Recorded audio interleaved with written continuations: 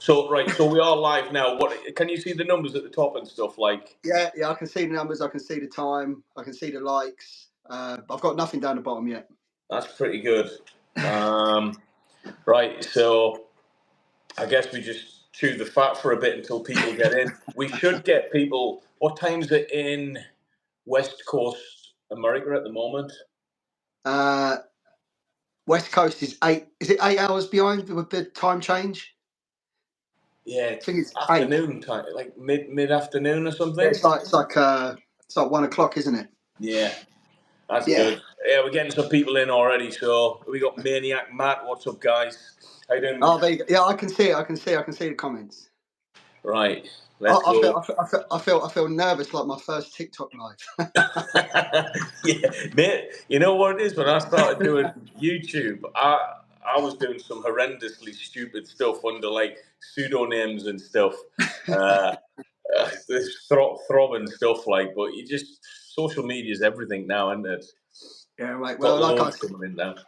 Mate, when I was in the gym with with the gym owner, I was talking to him about social media, and he said to me, "I'm of your age. I'm like 45."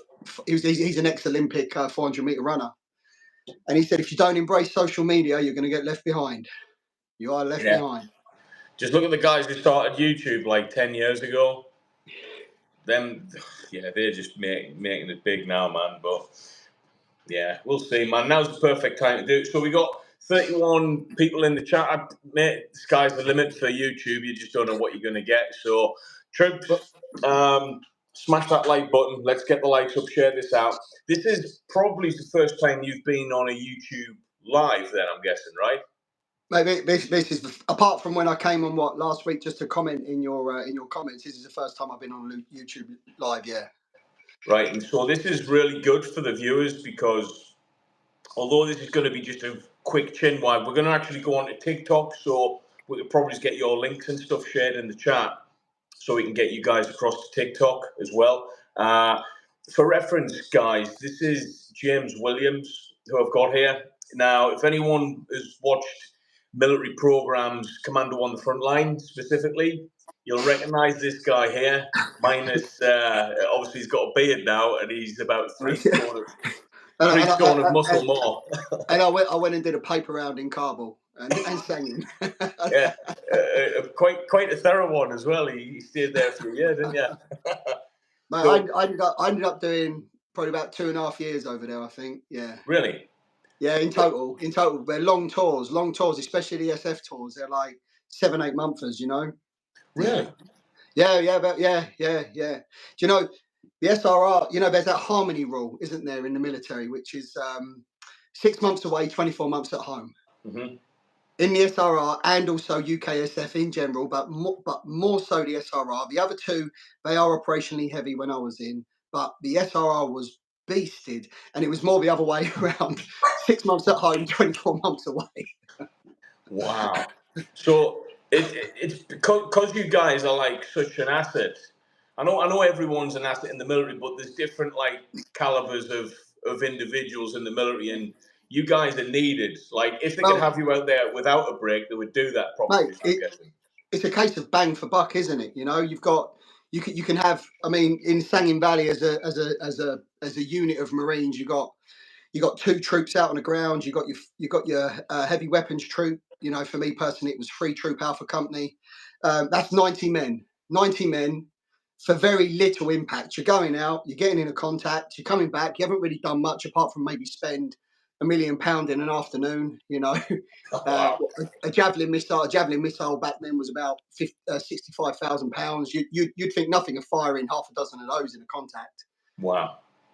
Or you've got four guys out in the streets, maybe a little bit of dedicated air, actually having a huge impact. It's bang for buck, isn't it? With SF. Yeah, and you get literally what you need, don't you? As well, I'm guessing. Oh, because SRR when I was in Afghanistan, because my task force was so effective with what we were doing. I can't go into how we were doing it, or sure. I probably could, but I'm kind of tiptoeing around it. Of course, yeah. It depends on how successful you are. Depends on the assets you get. And SRR at the time when I was there in Afghanistan, we had permanent air, permanent pred, Really? permanent air, non-stop, 24/7. Because they were like, these guys are producing it, and if you're producing the goods, they'll just throw the assets at you. So if you were out on a live op, no ifs or buts, you knew you had eyes in the sky, so to speak. Even when we weren't on an op, because of how we functioned, you know, it's really hard to kind of explain it without going into the way that we did it. But because we were so effective, they just threw as much air at us as they could, as much air as they could. I mean, kind of my understanding of it, again, I'm not going to encroach on things that I know I can and can't, but it's like explaining to the guys, it's almost probably not like a on op off op thing. If you're in country, you're in country. Mate, you know? I was with SRR. I was 20 minutes notice to move for 7 months. 20 minutes notice to move. You're on 20 minutes notice to move, permanent. Permanent send. 20 minutes, you are out the ground. The job comes in 20 minutes, you are kitted up in whatever role you're doing, whatever the specifics are for that operation, and you are out the door and you're rolling. Wow. So that's, it's a whole different ball game. Hence the selection process, man. It's something that I wanted to actually touch on this as well. In other conversations, me and you've had, like, I've dabbled with like what SF is like through the reserves and stuff like that. Yeah. It's a watered down version of what you guys go through, really. Like, let's face it, the times are slower, everything, and you don't get the full exposure straight from the back, because you're a civvy effectively. What did you find in terms of the training? Do you think every bootneck owes it to himself to at least give SF a crack? 100%. Listen, if you've people come on my live, Ryan, as you know, and they're like, what training should I do? I mean, they're not even in the military at the moment, but I'm always for people with ambition, because I had ambition once. I read a book and I wanted to be an SF soldier, and I thought, how am I going to get now? I'm going to become a Marine. But when they ask me what's the best way to get there, I always say the best way to get there is to get that standing as a paratrooper or a Marine, get that robustness, get that, you know what our courses are like, Ryan. You know what a bootneck course is like. You go, the adversity side of selection for a bootneck really shouldn't be an issue, because you've gone through that adversity side as a Royal Marine. Mm-hmm. When I was on selection, I noticed that anyone who was from perhaps a non-infantry background, particularly RAF, etc., they just had a little bit more of a harder time, whereas I wasn't really concerned about my weapon drills on a field firing with an LMG. I didn't care less. It was robotic to me. I've done a lot of it in Afghanistan. I did a lot of it in training. I was used to the weight. I was used to the drills.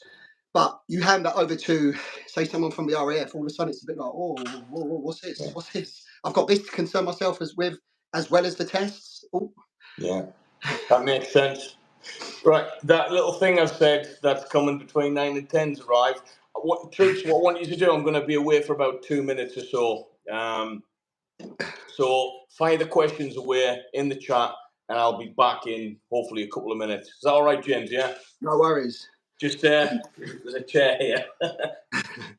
Salam alaikum from Saudi Arabia. I don't speak Arabic. I speak a little bit of Farsi.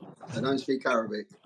And here he is. He's just dumped it on me. This is what my girlfriend did to me in the first days of TikTok. I was like really, I was really against social media. It was really foreign to me. And she'd bring me on her live. And then she'd just walk off and I'd sit there all nervous. And now Ryan's done it to me. You worked for the Forrest campaign. You have to excuse me. I'm not used to this. Oh, damn Paul. No one gives a... I'm used to trolls.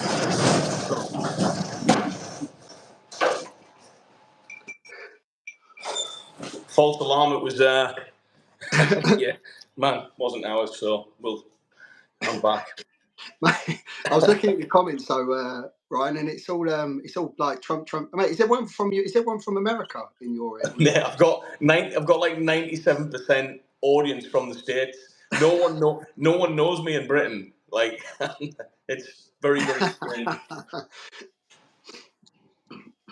Like I say, if I had the same like subscriber, if my audience was from the UK, I probably wouldn't be able to walk down the street. I'll tell you something that's funny, Ryan. Actually, I had my first experience of it the other day. Did you? I was on Sunday night. I was waiting at Heathrow for the woman I work for. I was picking her Yeah, up from the airport. I'm sat there waiting at Heathrow Terminal 5 arrivals, and this lad comes over to me and he goes, "Are you Williams?" yeah. And Are you Recruit Williams? I looked at him and I've gone, "Yeah." And he's got his phone in his hand, and he's gone, "Recruit Williams from TikTok." I was like, "Yeah, that's me." He goes, "Oh, mate," he says, "I watch your lives all the time." He says, "You're 8x5 circuit." He says, "I'm doing that." He says, "I'm in the RAF. I want to become a para. I'm going to go and do para training." I sat there, had a little bit of a chat with him, and he was like, "Oh, mate, good to see you, and like, keep doing your lives. You're really inspiring me." That's good, man. But it was strange, mate. It was surreal. It was surreal. No, that's the thing is like that's the power of influence, though. You know, it extends out of what you just think it is. You don't know what we truly don't realize the impact like you're having and that Well, you've had like 10, yeah, 15 years ago on guys who joined the Marines off the back of that program. I was oblivious to it, Ryan. I was oblivious Like to. I You imagine rejoined. I went off and I did 2 combat tours with the Royal Marines. I did 2 SF tours of Afghanistan with SRR. I did numerous other tours elsewhere, which can't really mention. They were Yeah. deniable, and I was completely oblivious to the impact and the influence that this program was still having. It's crazy. And do you know what the funny thing was? Chris Tyrrell, he was also oblivious to it. He only realised when I spoke to him a few months ago, I went, "Chris, this program you created, they're crazy for it." And he looked at the comments and he went, "I created a cult." Well, it was massive. Like the amount of lads that, especially when I joined, who joined off the back of watching that, was phenomenal. Like that to me is the show of the core. That specific one, not the Channel 4 one. That was horrendous. I don't think that did the core any justice whatsoever. But Chris captured he captured everything that you actually go through. What Yeah. you watch is what you see is what you get, and that's Do you know, pretty but hard to do. the only disappointing part of it for me was, which he wasn't there for, which obviously you've gone through bootneck training, Ryan. You know how hard this part Yeah, is the final field firing, the 2 weeks. yeah. I mean, What happened?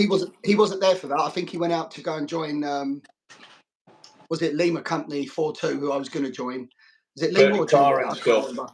He went off to go and join them.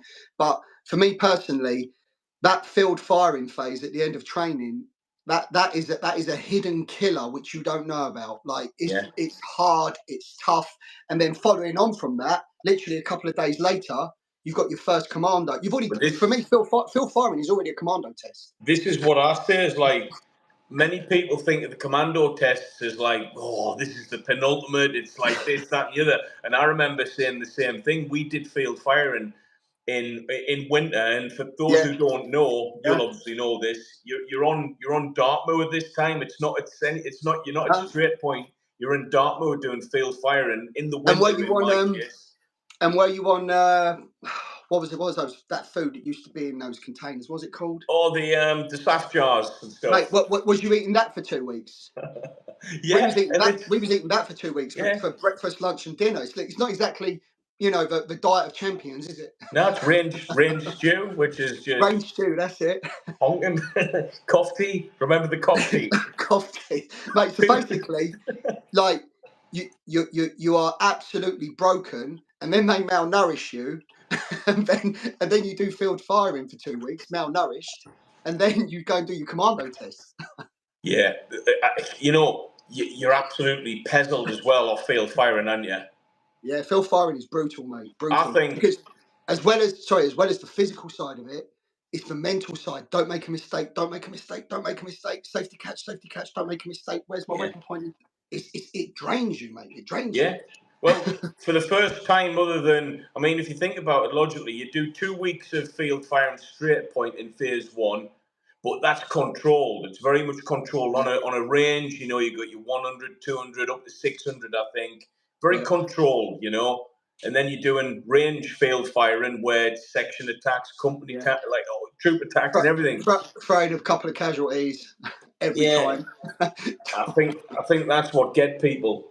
I think this is my van here. I'm going to wait until I hear a knock because it was a Hang on a negligent second. discharge last time. I'm just looking at this comment. What's everyone think about the British Army trying to copy the US Rangers? Actually, here it is. No Bear worries. with me.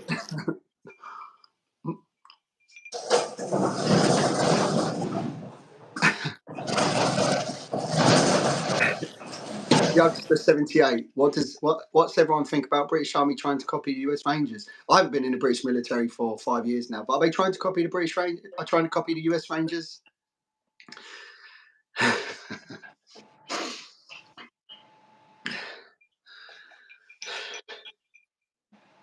Get used to rocking a minimum of 12. Is that mile or mil? Mile.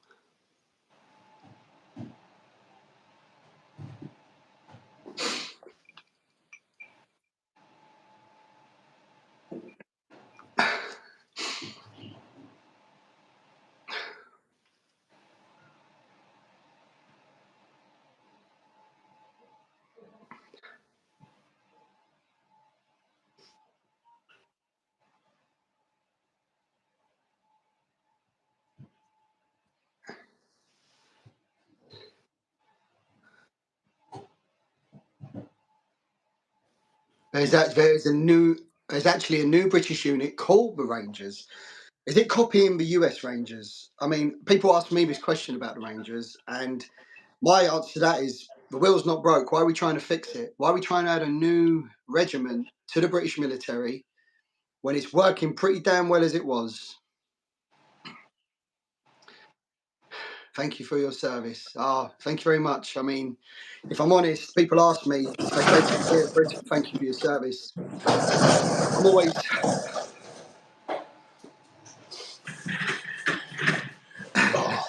Done. And no worries. happy days. Good job. This isn't like a Zoom interview for Yeah. like a job or something. I I'll be was getting just fired. I was just answering. It's Youngster 78. He was saying about that new British Ranger regiment, and I was like, the wheel's not broken. Why are they setting up a new regiment? I mean, but for me personally, it seems like it was working pretty damn well. It's worked pretty damn well for hundreds of years, isn't it? You know what my theory of it is?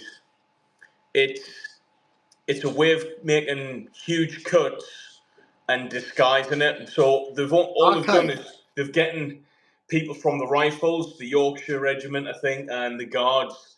I can't Oh, remember the Guards, and they've basically. is it a consolidation exercise? Of course it is. It's like, Oh, well, this is all we need, like a specialised infantry to be able to, forward project and do X, Y, and Z. Paratroop regiment, that's what yeah. they've been there for. Yeah, but reconnaissance and stuff like that. Well, you've got pathfinders, Yeah, you got and Pathfinders and also self-contained in the wrong range. You've got Recce Troop, haven't you? I mean, did you ever have any experience with Recce Troop? yeah. So I mean, I kind of put it at. I think the Royal Marines, right? Recce troop lads are normally like really switched on. I think switched Yeah, on grabs effectively, but then you've got the that's it. MLs, which people confuse mountain leaders. Yes, they're Arctic and mountain warfare specialists, but they're effectively our very own, very specialised reconnaissance. They are. Do you remember what was it? It was a long time ago. The choice between swimmer canoeists and MLs, who was going to be the other part, the Navy's part of UKSF. It was between those two. I mean, MLs. I don't know what your experiences with MLs are. MLs are tapped. They are tapped. Hard, horrible course. hard.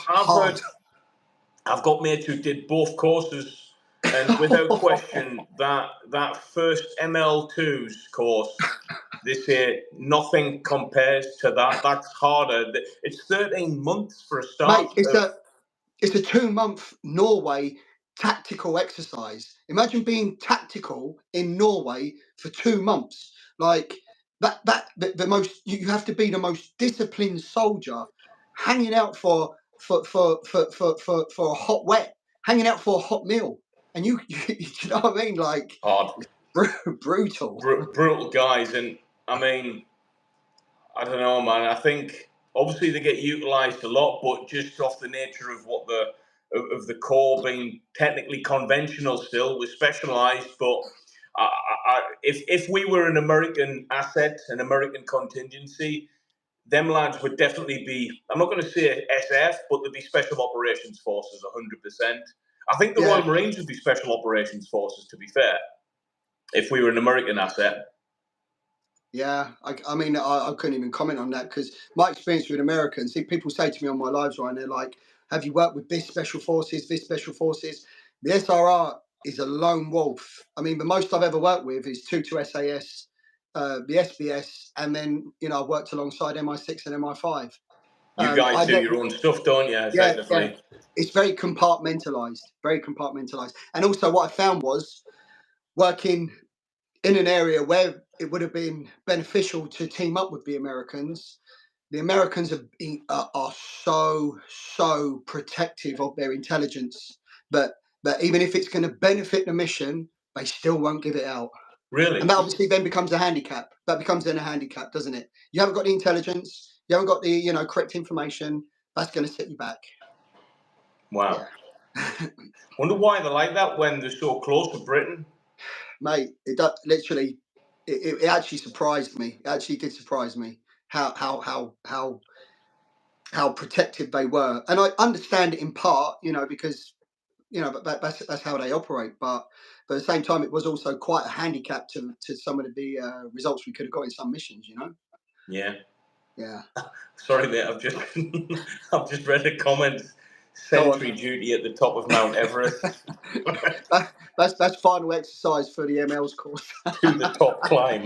Yeah, it is. Mate, yes. Because obviously I knew Recce Troop and I knew MLs from the Herricks, and they were basically Recce Troop back then in Herrick. They would basically go out in the Wimmicks, 50 cal on top, kitted up, and they'd say, we're going out for 3 weeks, 4 weeks now, and our job is to go and look for scrap. That's what we're going to do. We're going to go out, we're going to look for scrap. And they just went out, and they went out for 3 or 4 weeks, fully kitted up, can sustain themselves for 3 or 4 weeks, and they just used to drive around the Sangin Valley looking for a fight. Mint. Quality, balls of steel, mate. I mean, that's what the lads joined up for, effectively, isn't it? Yeah, that was Recce Troop. Obviously, Recce Troop is each section in Recce Troop is headed up by an ML, isn't it? Yeah. Awesome, guys. I knew that early on when I remember my first ever exposure to the mountain leaders was in America. Actually, I was they had like an ML tent. They always have a tent by themselves out the way of all of the other honking bits of kit. And apparently it was when the ML3s came in. Can you remember when they started testing the like 3s type thing? Really? So PT, people don't realise this. In the army, you can do like anyone can be a PTI, like anyone. It doesn't mean anything. But in the Corps, it's fucking really hard to get amongst it. Like you've got to be at least a corporal or picking up food, and then do like a 28-week course or something. It's a bloody ninja. Same as MLs, like you've got to be a corporal and everything and stuff. But then they brought out the 3s where a Marine could do ML3s and kind of work his way into it, And I was interested in that for a bit until I figured out what they were doing. I was like, that's maybe another couple of years for me. Yeah, they were good. But I was lucky my section corporal was an ML. And he was phenomenal. Like we learned, what we learned of him was unbelievable. That must have been awesome. I mean, my section corporals were your typical, heavy weapons, PW. PW, all of that. It must have been awesome to have an ML as your section commander. Quite a privilege, mate. When I think my first proper corporal, really was a mountain leader, and at unit, mate, you kind of yourself. It's like big boys rules. So we weren't scared of him in the same way as we were in recruit training. Yeah. But it was just good to have. Like it was really good. And my section corporal was our troop sergeant as well. Was a troop sergeant in the company. So we had like a kind of good. I had a very good 2 year. We just didn't get involved in Afghan or anything, which was a blessing and a curse. That's the thing with the Afghan thing. I remember, like lads. Going to Afghanistan was the golden ticket. Like lads were lads were itching and fighting and begging their sergeant majors to send me to this unit because they're on the next Herrick, send me to this unit because they're on the next Herrick. And it is kind of strange, isn't it? Because when you think about the lads that caught it up, you know, and some of those lads could have been absolutely scrapping and begging the sergeant major to get on that next Herrick tour. It's surreal. The whole like losing soldiers thing is surreal. You know, I When remember did you get out on your first tour? Sorry? When did you do your first? It was straight after training, wasn't it? 2 one weeks. week after 1 week after pass out was in Afghanistan. That is crazy. Like that is, you know That what's was all for the crazy? camera. It was all for the camera. Really? Yeah. So do you think that helped you get a trip out there straight away then? Oh, the camera, yeah. So basically, the way it worked was because I was a diamond, because I was one of the better recruits, and also Mark Blight was as well. Part of the film was that it was going to film the civilian through the training and then going out to Afghanistan. That's the film, isn't it? Commando on the front line. Yeah. So we came round to pass out, and Chris had got his footage. He had his footage, particularly of me. He has one of the stronger characters in the end. James, you know, as a diamond or as a good bloke, you get your pick of a unit. Yeah. I said I want to go to 40 Commando because they're doing Herrick 7. So I want to go to 40 Commando. I just want to bed in there for a bit, do their pre-deployment training, then I want to go to Herrick 7. Okay. They said to me, you're going out to 4-2 and doing Herrick 5 because it's for the program. And I said, well, hang on a second. I said, I've been a good bloke. I've worked hard. And the deal is that I get my pick because I'm one of the top lads. And they said, right, okay, I tell you what, go to 4-2, do this for the camera, do this for the film. And then once that tour finishes, you can just pop smoke straight to 40 Commando. That's what I did. Right. Is that what they said? That's what I did. That's what happened. I literally Did came they back allow you straight. to do that then?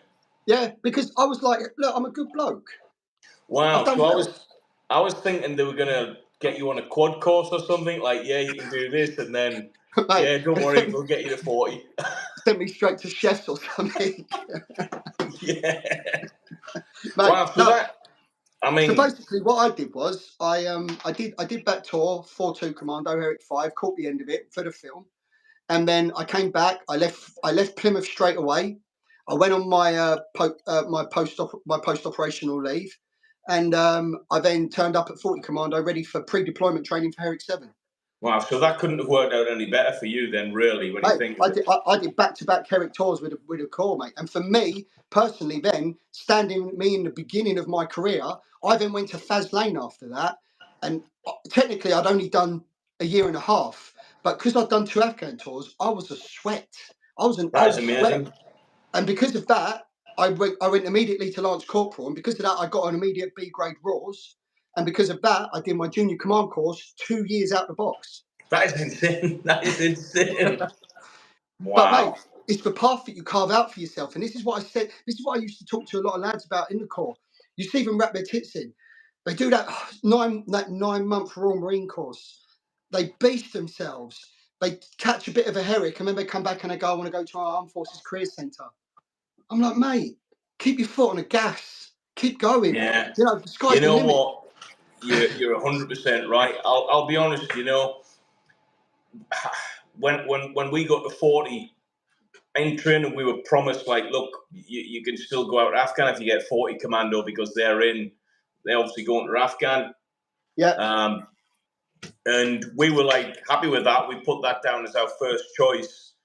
And then when we got to 40 Commando, they were already out there. You know, they were already out. So closest I got was battle casualty replacement. So we was in BCR troop for however many months waiting for them to come back. So when I went to 40 Commando, it was basically like it was dormant. There was nobody there. There was like 40 lads, a couple of biffs, a couple of injured lads, and us thinking we're going to get out there. But Yeah. this was the last trip. This was the last tour for the Corps, and they weren't going to be. They weren't doing anything. They were just literally on camp. So Oh, there was mate. no Yeah. one to replace anyway. Really, you Yeah. know. I mean, Yeah. thank goodness. But They were just holding ground in the end, weren't they? Yeah. yeah, so I mean, I still wouldn't have minded getting a tick in the box to do that, but yeah, it was just a timing thing with me in the Timing. Corps. And when I think about it logically, it's been like that ever since for the lads who still, some of my best mates, still in Yeah. right now, 14, 15 years later, Yeah. like, yeah, still. So it's like, it's just a very unique time for us, really. I mean, the Royal Marines have never had such a lull in war, i.e., not been in one, for 350 years. We've done it every other year, bar a couple of years. This is like a solid 10 year now. Well, you see, the thing is, like that is true. It's luck of the draw, isn't it? You know, with regards to you deploying, but there is also, you know, not everyone can catch us up. But for me personally, if I look at my story, obviously I came off a platform there, and I never knew Chris Till was going to be stood there with a camera, right? But as a result of how I performed in training, I went out and did Herrick straight away, and then I got my choice to go out Herrick again, and then because of that, I was more of a senior guy through my experience. And then you do your SBS briefing course. I did my SRR briefing course. So I decided to go SRR. And for me personally, it was all about keeping my foot on the gas. When I joined the SRR, I was operational for 10 years. Operational Wow. for 10 years. So when you Like, went to FASs, you're like a year and a half in, two yeah, operational tours, and then you're yeah. straight into a, let's not forget, a bloody hard course, a junior Junior junior command command course. course in the Corps. I It's not the same was as just, like an army course, is it? mate, I was just thinking about the junior command course earlier. Like, mate, the OP stage of it. I was fucking 36 hours in a fucking OP. 24 hours in OP. Wait, was Mate, that do you know in what? Pork Chop Wood, was it? Pork chop. Oh, it's fucking terrible, isn't it? Isn't right? Pork Chop Wood has a temperature that's colder inside than it is outside, right? Mate, it's got its own climate. It's only about 50 meters wide as well, isn't it?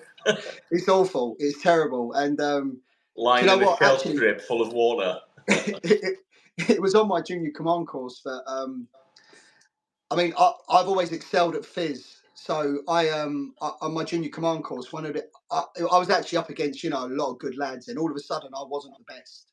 I wasn't the best anymore. There was experienced lads there, some really experienced lads there. So I wasn't the best anymore. But what I did have the fizz on them. I mean, the Royal Marine Fitness Assessment is scored out of 400 points. You get 100 for press ups, 100 for pull ups, 100 for sit ups, and 100 for bleep test. Mm-hmm. I got 384 out of 400. I did 14.4 on a bleep test. I dropped out from 16, which was the maximum. Everything else I maxed out on. And as a result, the PT guys from the Wanted PT you to floor, be. they were like, "Mate, what are you doing? What are you doing after juniors? Like, mate, come to the PT side." And I was like, SRR PTR. Really was like SRR PTR because I loved my fizz. It was my real passion. But I was like, which one? And in the end, I did my SRR briefing course, and I ended up marking time just until I was going to go on course 110 up at the Provost. Like, I was up at the They Provost always in bang people on CTC. Provi, don't they? Mate, I was basically kicking nods out every week. Were you the Provi corporal down CDC? Were you? I was a Provi corporal, just marking time for 3 months. I was in there with this Provi sergeant. The banged me down there as They a said, look, Provi James, Lance Jack. mate, what's that? I was a Provi Lance Jack for a 3 month Mate, stint as well. I remember taking some bootlegs to Colchester. Fucking Yeah, naughty boy trip. It's haunting in Colchester, man. Have you seen inside Collie? no, I remember just dropping them off for their term. It's not. I tell you what, it's hideous. It's a hideous place. I've got a few stories about that place. I'm not going to mention any names, but Colchester Prison's normally a place you'd expect bootlegs to break out of. But knowing you know how we are, one of our lads broke into the prison. But it's typical, isn't it? It Imagine doesn't getting surprise me. lifted for breaking into the prison. I know. Typical bootlegs, man. So you went straight to Faz's. How Yeah, long were you there before you ended up in SRR? I was in Faslane summer of 2008. I was on my junior command course beginning of 2009. I was there for 6 months, and do you know what? I went for a trial on the boxing team. Did you? And because I could box, mate, I did no time behind the wire at all because I could Wow. box. Because I could That's box. hoofing.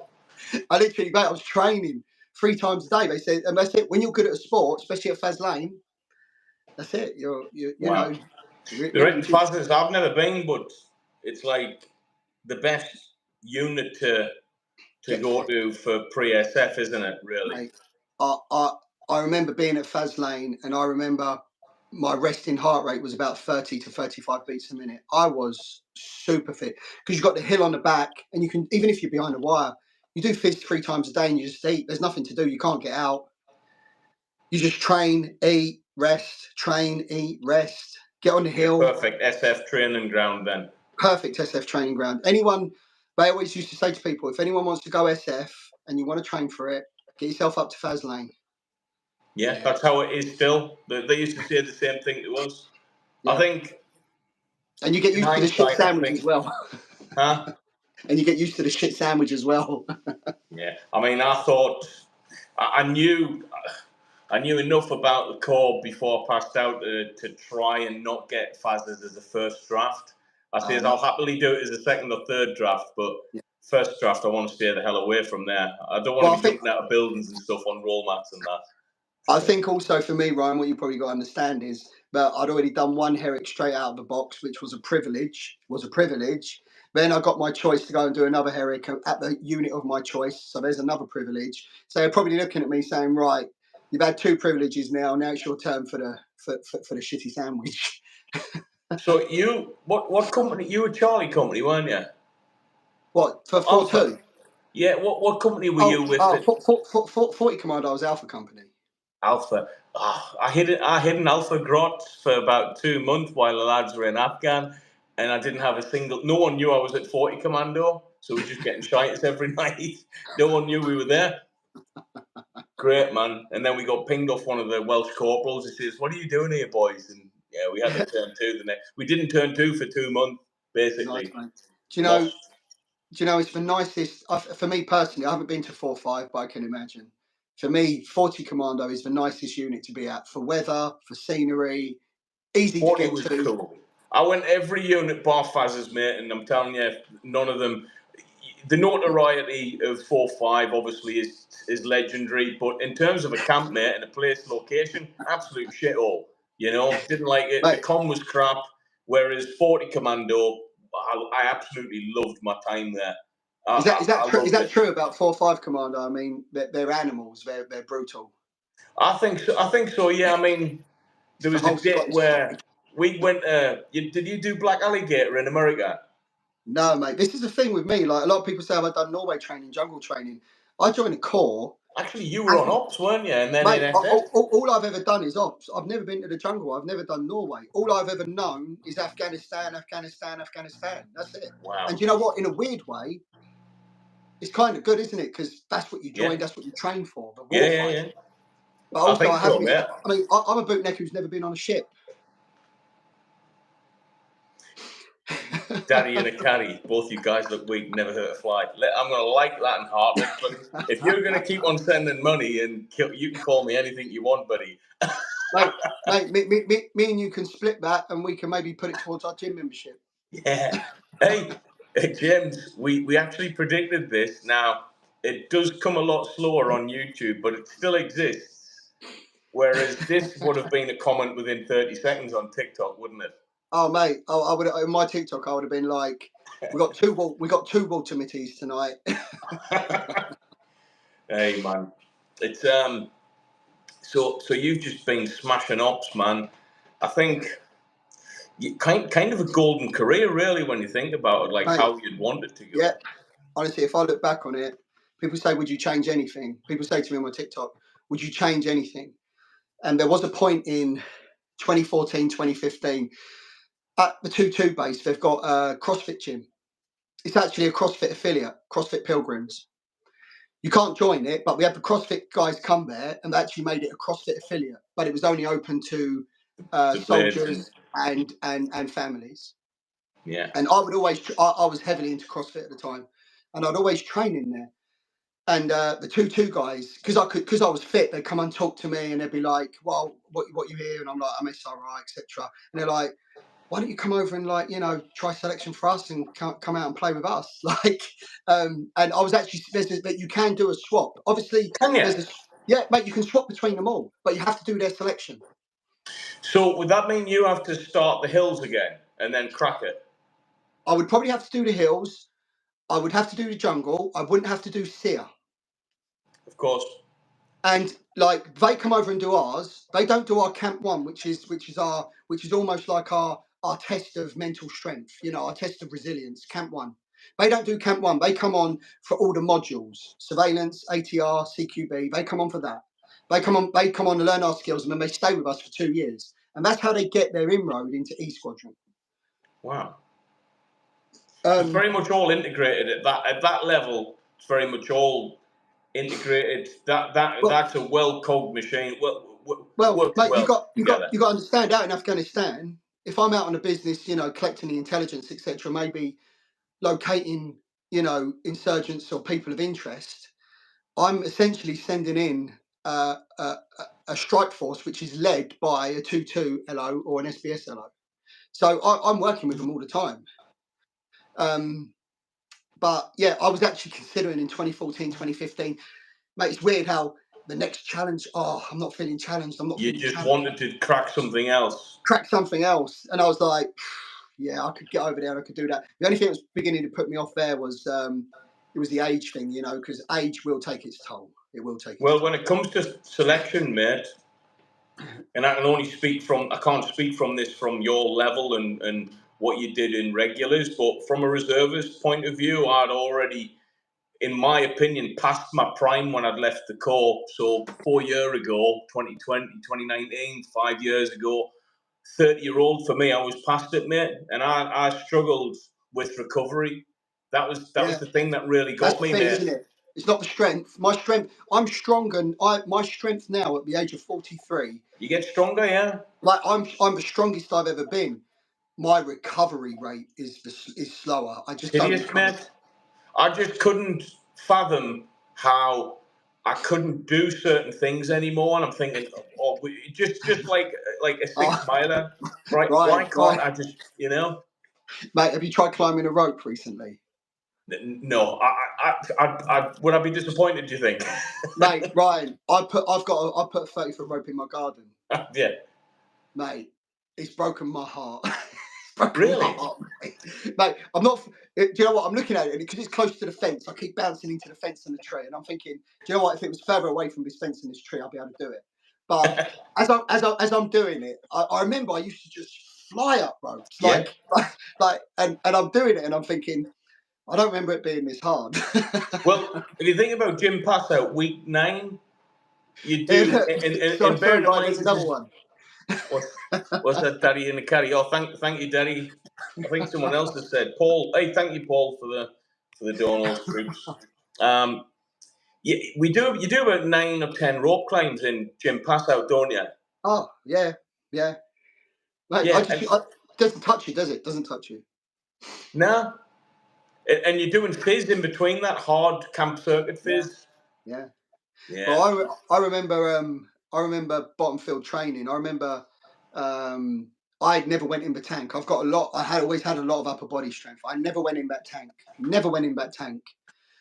And mate, the PTIs knew I never went in the tank. So they started to target me. You're going to go and in the tank.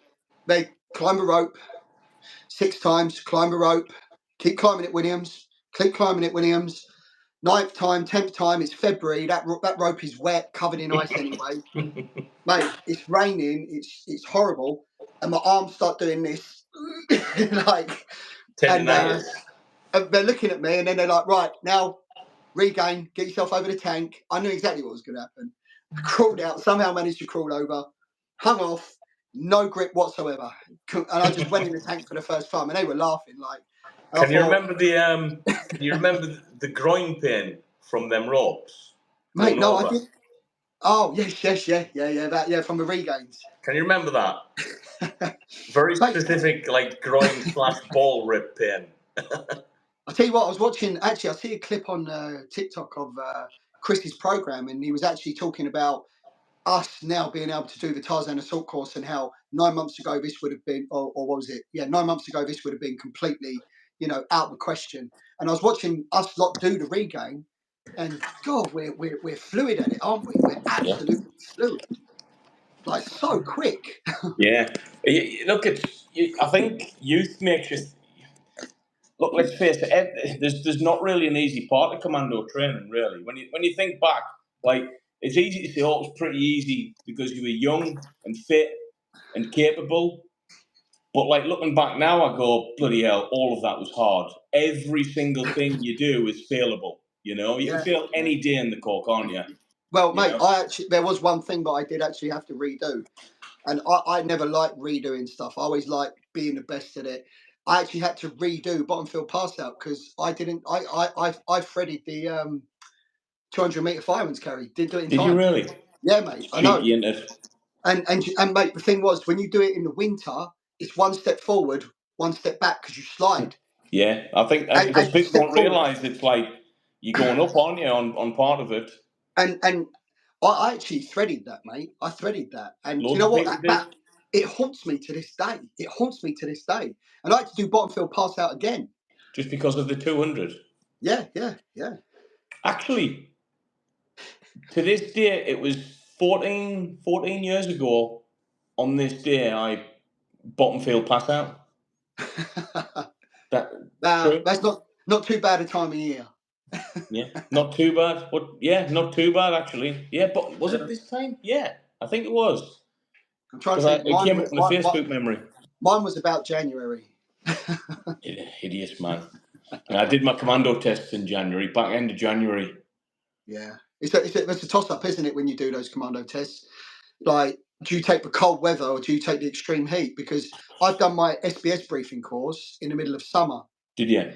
Mate, that was the hardest physical thing I have ever done in my life. The briefing course for it is The briefing course for SB, mate, they do the CFT in 1 hour 40. They start running, and you think you're running with them, and you're like, we're going to slow down soon, and it and doesn't. they just don't fucking stop running, Yeah. and they've got that weight on their back, and I'm like, mate, are we just going to take the 2 hours? Mate, they come in at 1 hour 40. This is the thing that I think in the Corps. The one thing I wish we did a little bit more was we do a lot of yeoman, a lot of very heavy, not slow, but methodical kind of work and with that Bergen across land for long periods. But Yeah, we didn't do enough of the Bergen running stuff for my liking. And I think, the SF stuff, I think that was the stuff that I really struggled on when I was going through 2-3. That's the thing that kind of I would have done better at if I'd done a lot more of it in the Corps. It really yeah, but shocked me.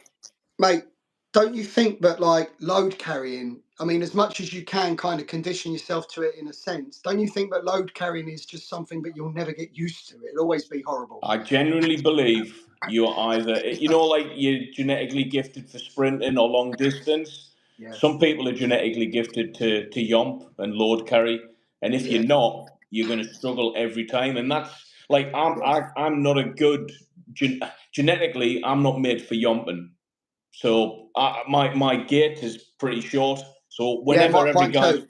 I would have Yeah, to double mark time all the time, mate. I was yeah, running all of it. mate. So I had to do 1.5 times the steps of everyone else. Yeah, honking. and And there's it's some not. lads used to just Yeah. breeze it. The big 6-footers with Oh, Bergens, mate. just Yeah, doddle. mate. When you watch out, when you do the SBS briefing course and you see some of the lads coming in, and they're just like, they put the burger down, they're like, cheers, easy. You're like, Easy. fucking hell, mate. Have you just done what I've just done? I know. It's not even fitness at that point, I think. It's just your body, what you're made for. I don't know. Yeah, It's very strange. yeah. But I was just good at the gym stuff, almost like the athletic stuff. That's what I was good at. I passed all the, I passed the SBS briefing course. I passed the load carries, but mate, they were a chore. They so weren't did easy. you go through SBS briefing course before SRR? I did, yeah. I did my SBS briefing course when I first joined Faz Lane because I was like, yep, I'm going Pool. I'm going to Pool. I did my SBS briefing course. It was 30-degree heat, and it was on the south coast cliffs. There's no shade. There's no shade whatsoever. You're literally running up against a hedge line, just trying to catch a glimpse of shade. Please, Yeah. like, just please give me a bit of shade. So talk us through the briefing course for the benefit of the viewers, because The briefing most of course them for are Americans. SB, the briefing course for the SB is basically for the SBS. What the SBS, their MO at that time, I don't know if it still is now, is you know how 22 SAS send a lot of people on selection and they have a high attrition rate, especially on the hills, massive attrition rate. The SBS wanted to get round that, and they wanted to make sure that they had a very low attrition rate on the part of the course that had a high attrition rate because they wanted a big pass number. So what they did was they deliberately made the SBS briefing course super tough for times and also weight. The weight was a little bit up and the times were a little bit down. So they knew if you could pass that, chances are you was going to smash the hills, and that means you was going to get through the rest of it and you was going to be able to join a unit. Because let's be serious, a lot of these SF units, as hard as it is and as prestigious as the joining is, they are hanging out for blokes. They are hanging out for soldiers. You know, the less soldiers they've got, the harder it is, the less people that can pass it, the less operations they can do. And also, on the very far end of it, the less welfare there is for people currently in the unit. Like the SR in particular, they were always, some SRR courses back in the day, before I did it, some of them wouldn't finish because everyone would fail before the course ended. Wow. So you wouldn't even get to the point of completion. It would just be no one left. And do you know what? There's that whole like, yeah, SRR is this, SAS is this, it's hard, it's tough. But the downside to that is guys in the regiment, they're like, I want to see my family. And the regiment's saying, you can't because there's operations. We've got no bods. And we've got no bods. We've got no men. So the SBS were like very conscious of that, and they wanted people to pass. So they deliberately made the SBS briefing course hard. The SBS briefing course was a little bit of a familiarization with the tactics and the things you'd be learning in the SBS. But the main part of it was every single day was a 24K march in a certain time across the cliffs. And it was a fast time. It was hot. It was just brutal. And if you didn't pass it, you weren't going to go on selection for them. But that was their basis behind it. That was their principle behind it. It was, if we make this super, super tough, then more of our guys are going to get through the hills, and then more of our guys are going to get through the eventual selection, and we can start bolstering up our much needed manning. Yeah. So what made you decide against that compared to going the SRR route? Well, mate, I don't know. Was it a thing for you when you was in that people used to say, I've got the buzz for SF? It was that saying, I've got the buzz for SF. Yeah.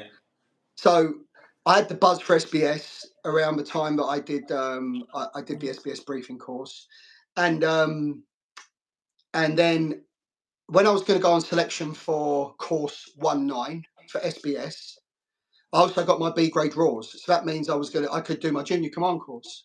So I was like, right, SBS, roll the dice, go for the big win. Or if I do my junior command course, then at least I'm a corporal in the Royal Marines. So if I fail SBS, I can't believe I was thinking I was going to fail because, Recruit Williams fucking never thought he was going to fail. Yeah. But if I'm going to fail SBS, then at least I can come back as a corporal rather than a grav. Yeah. So, and you'd already had that operational experience behind your belt, which was just a natural way to go. And you've got a shadow rank in SF anyway, haven't you? So that kind of ticks that box, I'm guessing, already. And also, when I did my junior command course, then all of a sudden the SF buzz comes around again. And I remember I did some work on Herrick 7 with some SRR guys. They came to our camp. They came to our FOB. Because our FOB was getting smashed every day. I was at a FOB called FOB Incoming, also known as FOB Incoming. I mean, we either had a choice. You got out of the gate and you got into contact. If you didn't get out of the gate in time, you got mortared all day. You choose. That's what it was like. That's what it was like. And I worked with some SRR guys there, and I saw some of the work they was doing because I was chosen to go on a patrol with them. So I knew what they were doing. So basically, I then just had the buzz for SRR, and I did the SRR briefing course, and that's the path I went down. I also chose the SRR as well for kind of skills on the outside. I thought they were more beneficial. There's not much call for door kicking in London, not much call for throwing grenades on people's laps in London. It's a difficult one, I think. I mean, me and you are in a similar industry right now, and it's still not entirely connected. It's not like, oh, I'm doing this, so this is the natural progression. For some strange reason, the industry we're in now is kind of the thing that we go for, but you're still not utilising 99% of your skill set. Like the 1% skill set that I think you can translate into close protection, and the industry of close protection is effectively just having a little bit of gumption more than the Yeah, average Joe, which I yeah, think bootnecks in general seem to have a lot more of that anyway. You know, yeah. people think, and About that. I think the core is full of smart people personally. Well, mate, you must. I mean, you must know yourself. The private security industry is full of bootnecks, isn't it? They do very well in it. They do Very very well. well. Yeah. It's it makes sense. I mean, I know who I would want looking after me. It's a bootneck or a para, isn't it? Really, you know. Yeah, yeah. Um, Or a 2-2 guy if you can stomach the daily rate. yeah, well, that's next level, isn't it? Yeah. I did some close protection stuff with 2-2 guys, and they got me on their jobs, and it is £600-800 a day, and it's easy. It's easy. Most of Every that day time is recce. Most of that time is recce in theatre with like 2 hours work for the actual job itself. Yeah, makes you me can want to earn, go crack selection, man, just to get that rate. mate. You can only go and earn £3,200 in 4 days, because 3.5 days of that is you in theatre, recceing the routes, recceing the hotel, recceing the airport. That's it. You know, sitting down every night, having a few drinks with them, having a laugh, and then 2 hour job. and then the principal comes in. You take him somewhere for a bit, and then he flies out, and that's it. You've earned your money. Hey, and the lads deserve it at the end of the day, you know. Um, Once they've got that 2-2 on their CV or UKSF on their CV. yeah, and fair play, well deserved. I say, like it's yeah, fair play, man. It's one of those, isn't it? Yeah, It's interesting speaking to you about special forces in a sense. You, not a lot of people hear anything about SRR, and I know you're limited with what you can say. yeah. Not It's just I know you frustrating. personally now. It's a Yeah, respect for the regiment anyway, but it's professional, really, isn't it? You know, but you're probably one of the first of your kind on this planet on a yeah, platform like this. Like yeah. No, no, if we're they, honest, they, there's not anyone else out at the moment, is there? It's well from the SRR. You got your books from the days of the debt. You know, the operators from when it was 14 in. That'll be very obviously Northern Ireland specific. yeah, Um, and then on the whole war against terrorism, and the SRR then the 14 in remolded itself to then go international, given the threat with like Iraq and Afghanistan, etc. No one is around who's speaking about that, and I'm not really speaking about that. I'm 3/4 of the way through writing my book, which the publishers are they love the content, but they're like, how do we do this? Like, how do we get this out there? everything's got to be hypothetical, right? Well, did you know what? I was actually writing it in the third person past tense, so it's almost fiction, but it was based on all of my experiences. And Chris Till came back to me and he said, James, could you start writing it in the first person present tense? And you actually mentioned to me, you put it through Chat GPT, and that'll do it for you.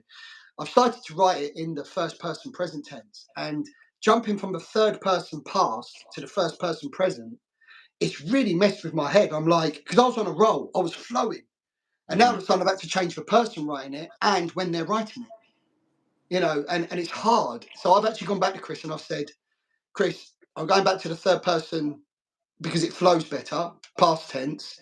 And if it needs to be converted, we'll just send it all through Chat GPT. Yeah, and then you've got two different I've got two directions books. for it. Yeah, yeah. But the book is very, very detailed. Very, very detailed in especially Afghanistan side. I've yet to write about other theatres of operation, which I'm deliberating with myself if I'm actually going to put it down on paper. I know what Um, you mean. but a lot of it is basically also about the whole journey from being a Marine from going through training to going on Herrick 7, Herrick 5, fob increment, contacts every day, mortared every day, then SRR selection, and then SRR specific ops, some of the really big ones, really like ones that had a lot of impact. Mhm. And then the end of it is about the price you pay after with the combat trauma, the PTSD, the loss of family, the loss of your house, the loss of your connection with the society that you grew up in. You come back here and everything on the street, everything in your town is now foreign to you. just like it was when you stepped into Kabul City for the first time. You know, you're It's more. like flipped then, hasn't it, for you in that regard? It's what?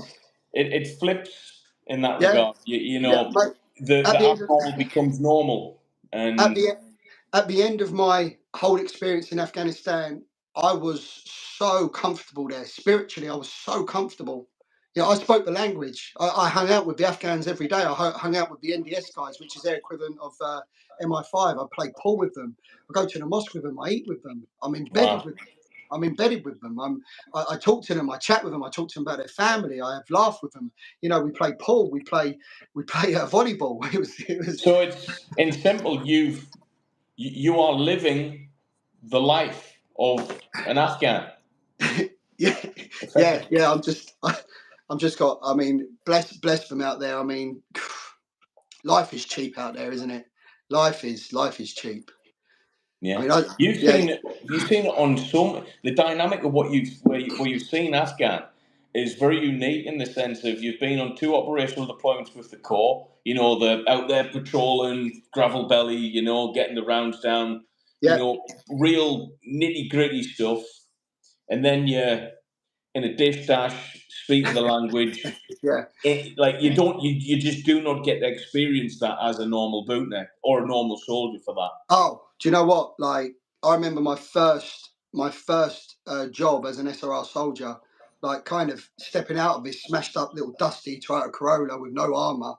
And the guy who was handing over to me said, "Go out and find that guy." And I'm cutting around this like Taliban market, and the chickens are clucking, and the Quran's going off in the distance, and it's dusty and it's bustly, and I'm just walking around, and I'm thinking, "What the fuck am I doing, man? how the fuck How have did I? this happen? How the fuck have I ended up here?" From that building site, putting joists on. Yeah.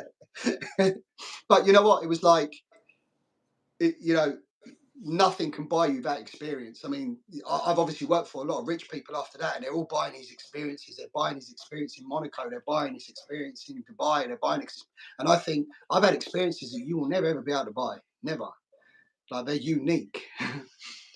That's really interesting. You mentioned that. I was talking about that today to my mum, actually. About it was talking about a certain job that I was doing, and about experience and the reason why certain people get selected for certain jobs in Civvy Street. And I Yeah, said that to her. I says, the reason you might get a certain job is because you just can't pay for certain stuff. You can't pay money to be in the jungle for 8 weeks carrying a GPMG gun. I know. In I know. like, and No. she's looking like I says, only I've literally experienced that, Yeah, and that's the reason yeah. why I might get X, Y, or Z from it. And she went, yeah, fair one. You can't pretend to do that, just like you certainly can't pretend And to you know do what? what you've done. That's why a lot of soldiers would always come across as some of the richest people on the planet, when they in the way they are. You know. Yeah, because you're rich with experience, and experience is wisdom, and wisdom is everything. Yeah, yeah. And sometimes having all of that wisdom in a you know something, you've probably got to see a side of the culture of Afghan that most people will never ever ever get their experience, Oh, and I guarantee you'll probably have some good experiences as well, eh? mate, literally, my best friends. I mean, I've got a picture which I want to put up on TikTok. Me and I mean, I consider him one of my best friends, a guy called Wara. Funny thing is, I don't even know if he's alive today. When the Taliban came back, I don't know what happened to him. Wow. He was, a guy called Wara, who I used to hang out with all the time. Whenever I was put on a job with him, I was like, we were fist bumping. How's it going, Wara? Talking in his language. We were real good friends. And I got to the point actually where I was so embedded with them that they'd say, "James, do you want to come for a picnic in Jalalabad this weekend?" And mate, in my head, I was an Afghan, and I go to my sergeant. I go, "They've invited me to Jalalabad this weekend for a picnic. Can I go?" And he'd look at me and he'd go, "You You're can mental. fuck off, mate." But I'll be like, "But what's you're treating it like, well, I'm going down to Hyde Park for a picnic. mate?" I was like, in my head, I was like, "What's the problem, mate? Like, I can talk the language. You send me on these missions every day where I'm basically cutting around with a mobile phone and a fucking cig, and that's it. Like, driving around the city on my own. Like, come on, mate, it's no problem." And he'd be like, "James, there is no way on God's earth I'm sending a British soldier on a picnic to Jalalabad at the fucking weekend. Neck of 1,000 giraffes. But mate, at the time, genuinely, at the time, I couldn't see a problem with it. I mean, I had no apprehension in asking him. I was like, "There's nothing wrong with this. There's nothing wrong with this." Man, that's look. I think for the benefit of this, how many? We've got like 100 people in here. Troops, I want you guys to fire some questions away. Hey, listen, what? Just take this. I'll just go and get a charger upstairs for my okay, this mate. phone. Right? Yeah. Give me a sec. Yeah, think some good questions and fire them in the chat. Don't aim them at me, aim them at James. If you've just joined the chat or the video, for reference, he's an ex-Royal Marines commando. Did 2 operational tours of Afghanistan pretty much within his first year and a half in the Corps. And then pretty much went on his junior command course to be a corporal, which doesn't happen straight away. And then went UK Special Forces in SRR, Special Reconnaissance Regiment. So fire some questions below if you've got any at all, because there's probably questions that I haven't even asked. So let's fire the questions. We'll just chin wag. If you want to highlight the comments as well by whatever means, then do that. We'll get the questions. Do you know what? I forgot about me asking to go on a picnic in Jalalabad. Talking to you, Ryan, brings it all up, and I'm like, I remember my sergeant, my opso's face. He was like, "Mate, I can't believe you just asked me that. You're fucking." It's all right. It's only a couple of Taliban checkpoints on the way out there. Yeah, that is mental. Oh, we got some now. So the Rock. How did you train for the Royal Marines and how long for? This is interesting because how old are you, Ryan? How old are you, Ryan? Mate, I'm 36 coming up. Okay, so you're probably from somewhere near my generation. I'm 43. A lot of people ask me this on my TikTok. How did you train for the Marines?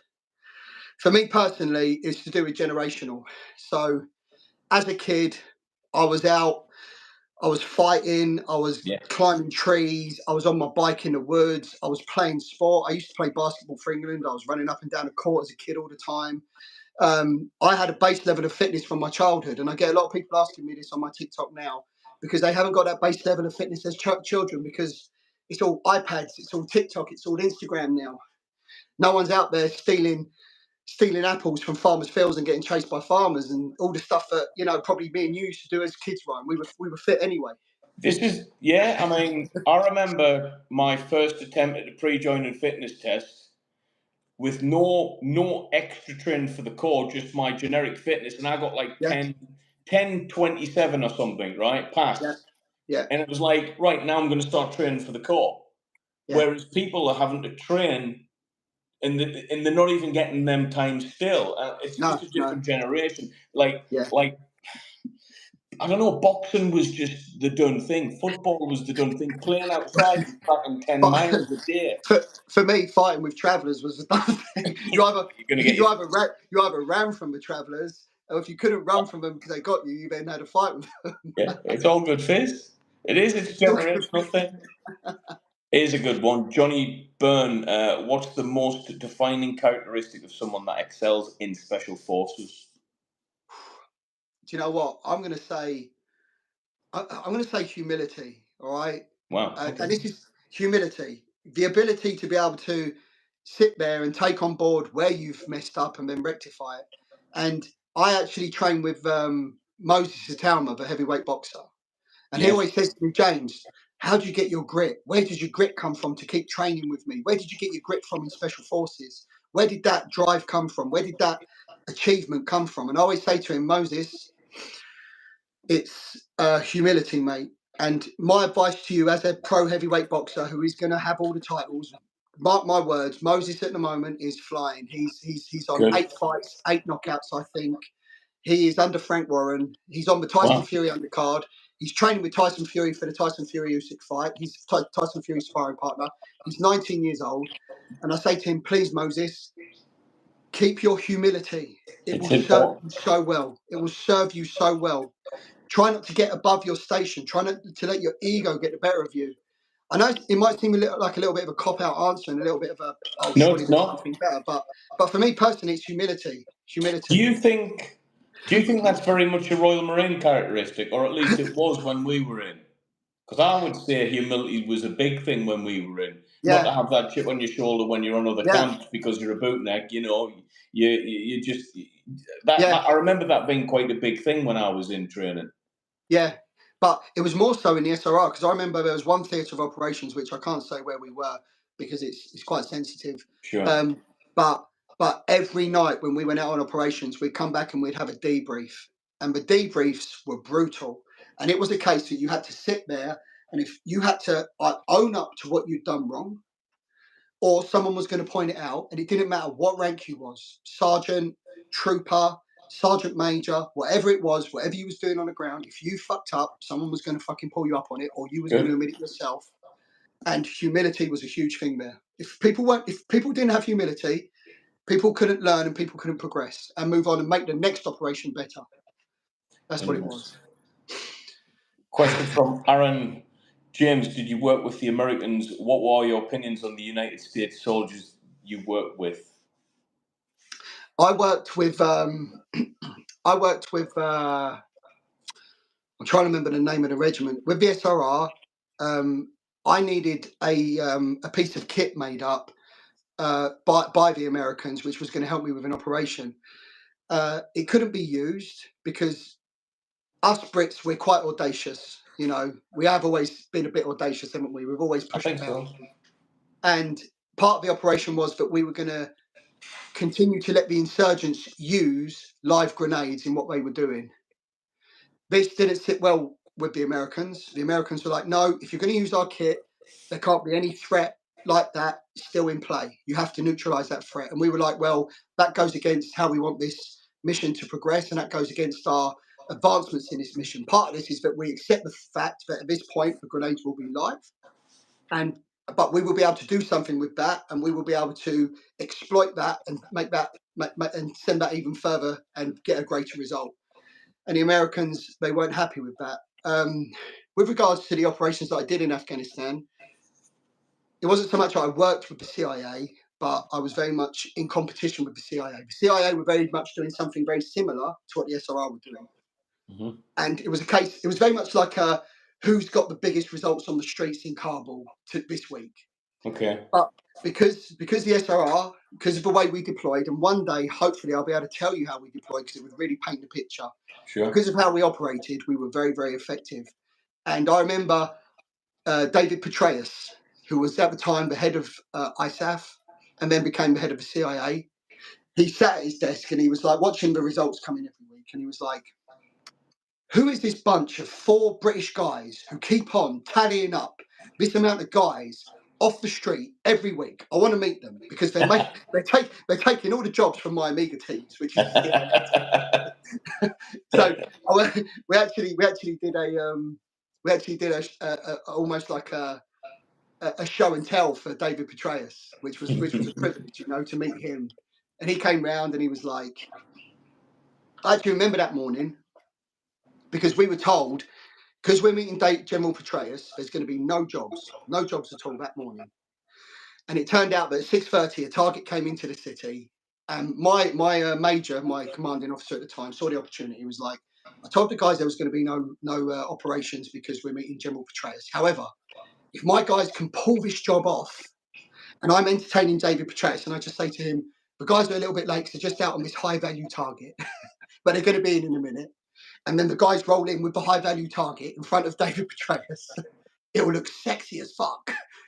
and we managed to orchestrate it like that. Like literally, we went out on the job. General Petraeus was at our fob, and he was like, "Yep." My commanding officer was like, "Yep." The guys have just come in. They're just out on the ground after target so and so, who General Petraeus would have known. And we rolled in with this target, sandbag on his head.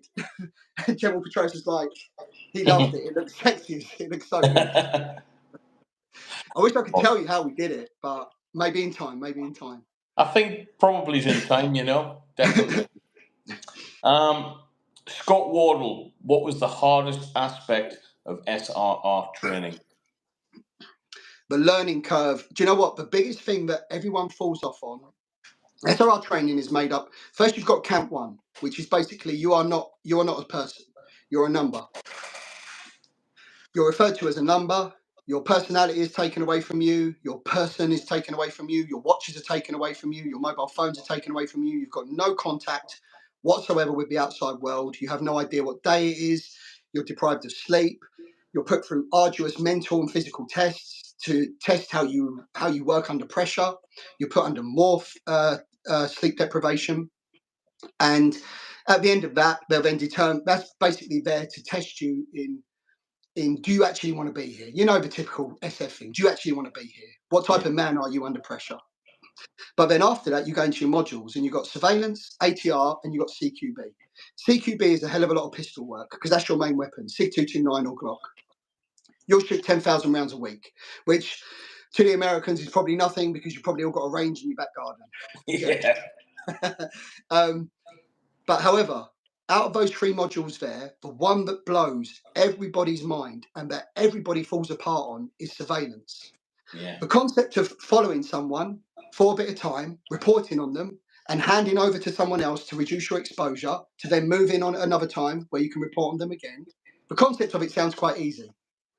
But when you put all the dynamics of mobile surveillance, physical surveillance, anticipating where someone's going to be, anticipating where your team is, knowing where your team is so you know where you can hand over to them at the correct point to get the most out of the operation, knowing when you can move in and push your exposure to gain some intelligence. When you start combining all of these elements together, surveillance for some reason just blows everyone's head.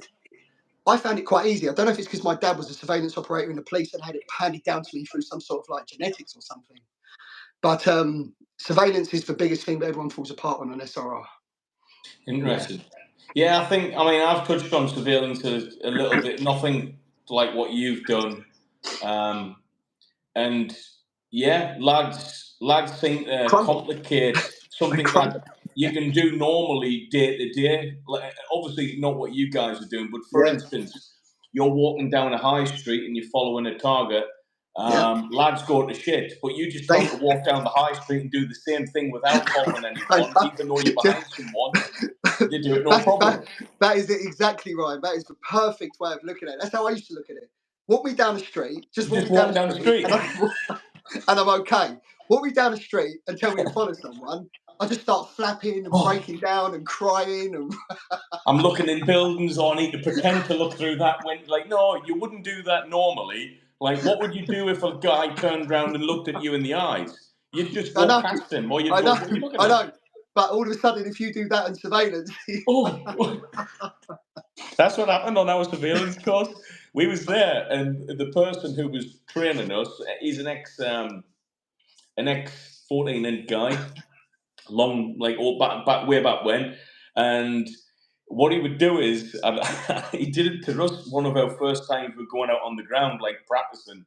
We'd be following him on foot, and he'd just stop right in his tracks and turn around and look at us in the eyes.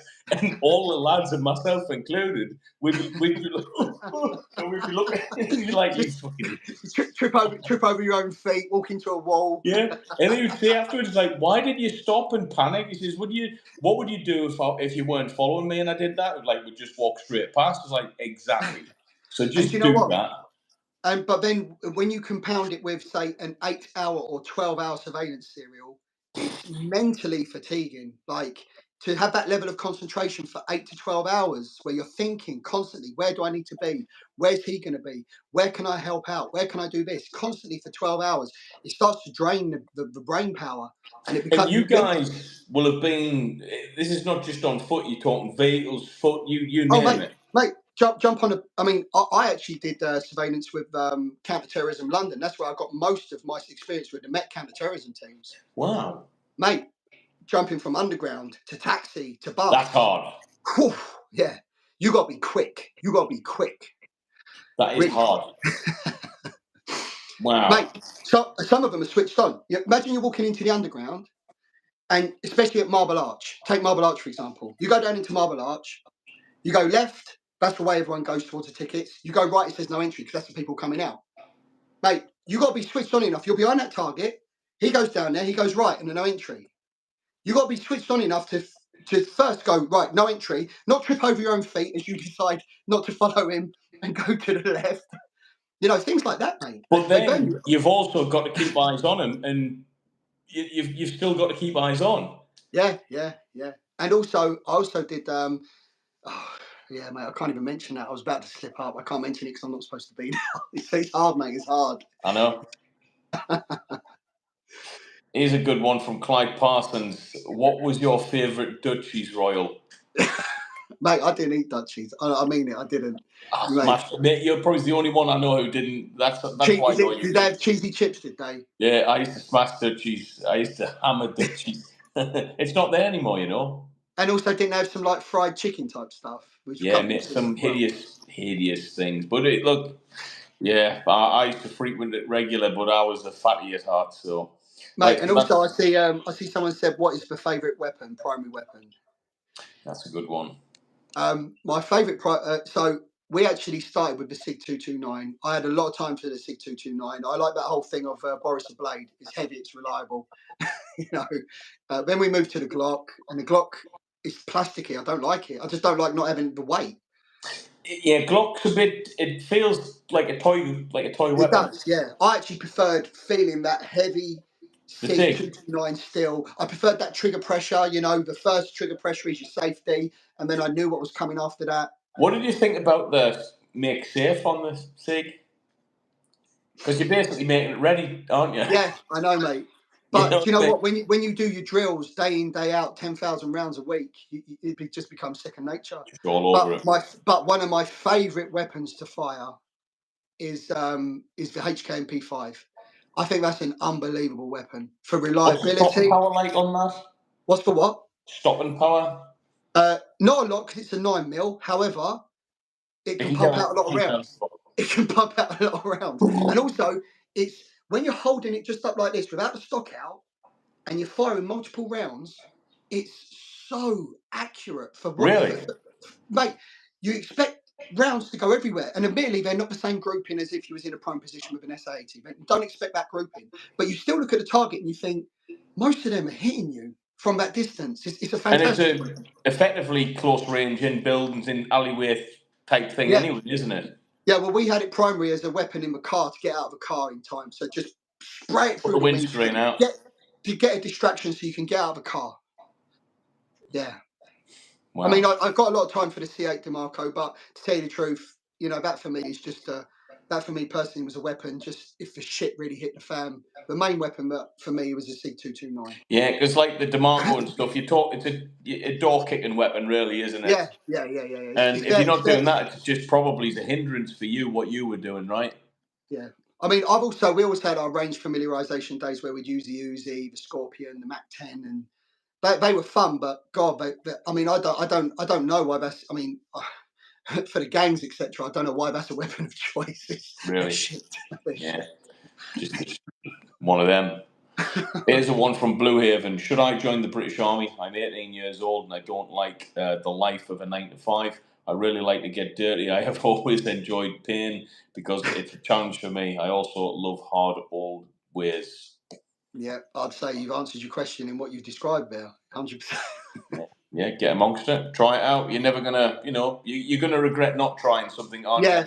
Now, the only thing I will say on that is there's a lot of lads that come on my live, Ryan, who talk about I'm on an electrician's course and I'm really hating it and I want to join the Royal Marines. And I'm like, listen, mate, I know how you're feeling, I know what you're saying, but I need you to look at it from this perspective. You've started something, right? Mate, one of the biggest qualities of a Marine is you finish it, right? You finish that yomp, you finish that assault course, you finish that training, you finish that mission, whatever it is, in the British military in general, and you are demonstrating the first no quality, which is you're quitting. And I know it's hard. I know you're sitting there in your electrician's course and you're like, I just want to be a Marine. But for me personally, if you're asking my personal opinion, see that through. Yeah, you're right. Show you're consistent first, all right, because it's gonna serve you so well. Yeah, I agree. It's a quality, isn't it, that you're actually putting yourself through. Qualities which you may not have already, and that course Yep. might actually be the starting point of gaining that quality. Yeah. Yep, consistency. Yeah, it's the same with the physical training. A lot of my TikTok is based on physical training, and I always say the biggest thing with physical training is consistency. Where most people fall apart in their training aspirations for their physique or for their fitnesses, they're just not consistent enough. They're not consistent enough. The body responds to consistency. Yeah. Dennis says, greetings from Ukraine. What do you think about the Ukraine armed forces? They don't have a lot of stuff like the EU or US Army, but they're still learning. So your opinion and any advice for Ukrainian armed forces? Well, mate, I don't know much about that, but all I would say is if you're managing to hold off the Russians, I mean, you're. Yeah. Doing something right. I'm actually probably, in my opinion, I probably sit lower than them, if I'm honest, from that point of view. I mean, damn, they got some grit, haven't they? Well, I mean, yeah, when you look at the way, like the type of warfare, I mean, I'm not too into looking into that war as I was when, like, a few years ago, but I mean, it's trench warfare. We haven't seen that for 100 years. Oh, So, yeah. you know, it's that's as sticks and as stonesy as it gets, isn't it? Really, Right. with modern technology.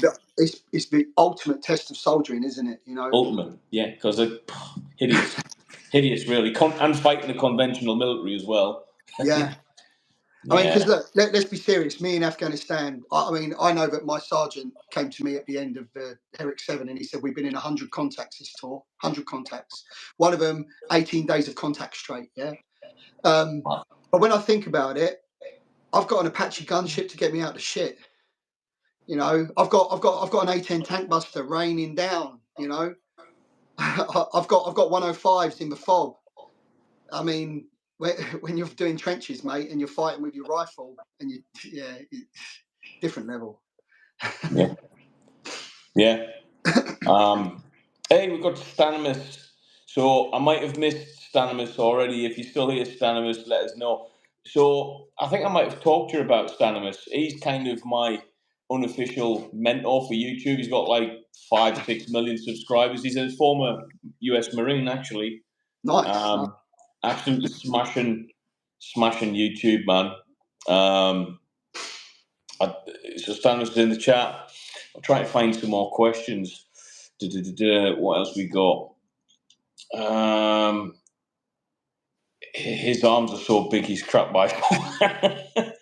Mate, are they talking about you, Ryan, or me? No, talk about you. Mate, I'm trying to slim down, and I'm trying my best to cut down at the moment.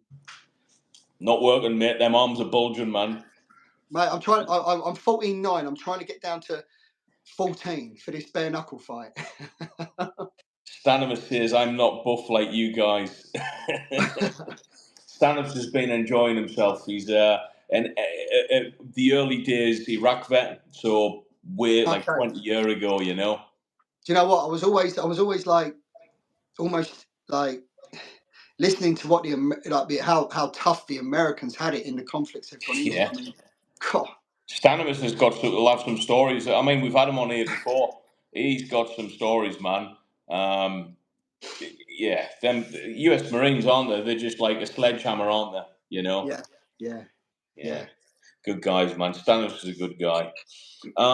Blue Haven, I haven't started university yet. I'm thinking on what I want to do and feel like it's ringing me. I also see the army because of family and it helps make you into a stronger, more mature man. I've got an opinion on that. What do you think about that?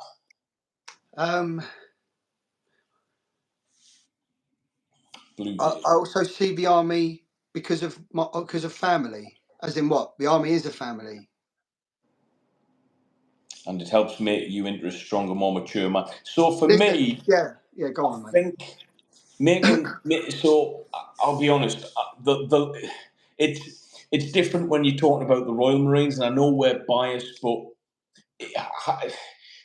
we have to go off the Royal Marines. And for me, when I passed out, like there was 8 people originals on that pass out square out of 80, so you're talking like a 10%, like an 8% failure rate, really. I know you had more people join the troop, but the people who actually passed out first timers, originals. We're talking 10%.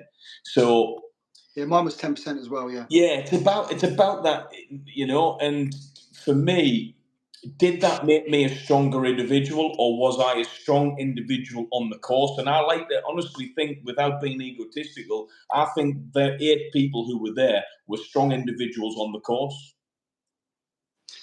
And I know it's, I don't know how to, yeah, I think the qualities that allowed me to get through training among those 8 people, they were instilled into me 5, 10, 15, 20 Mate, years yeah. prior. Did they come from your childhood? Because for me personally, Absolutely, man. my dad left when I was 5. I had to become the man of the house, and you know, and as I think that helped me going into Of course it did. commando training. Of course it, mate. Yeah. I talk about this all the time. Every single Royal Marine has a story to tell. And when you delve into that, you only have to listen to the podcasts to realise, you go, now I get it. Forget about the damn training plans and how much I should bench. Look at the life the guys lived before. There's your answer. If you can't replicate it, you got some work to do. You know? With regards to the qualities of, you know, what the military give you, I mean, my story, Ryan, as you know, but these guys don't know, is I was medically discharged in 2020 with what the psychiatrist said as severe combat trauma, PTSD. So I was medically discharged from the military, and there's been many times where I've had some really dark days. You know, if I'm straight up about it, I've sat there with a noose around my neck at Christmas. I haven't seen my kids in 5 years. You know, I've had some dark times, and I actually put it down to the qualities that the military installed in me. That one quality of I survive and I get through shit. That's why I'm still here. You know. And also, with regards to the training, people say to me on my TikTok, how do you keep training? How do you keep training? Because I've just got a drive installed in me from the Commandos. That's it. It's there now. Do you get what I mean? It's there. Funny you should say that. For the people who's watching, you refer to the Marines an awful lot, the Royal Marines Commandos, when you're talking about all of these qualities. Yeah, not SF.